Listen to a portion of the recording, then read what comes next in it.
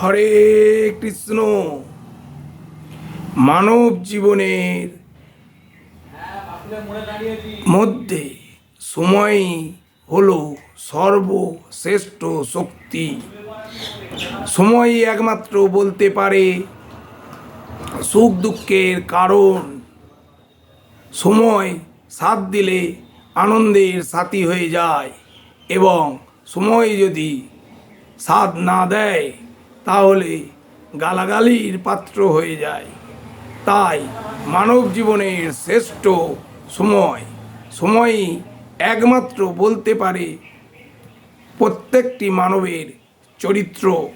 সময়ই বলতে পারে প্রত্যেকটি মানুষের জীবনে কি কি ঘটনা ঘটতে পারে।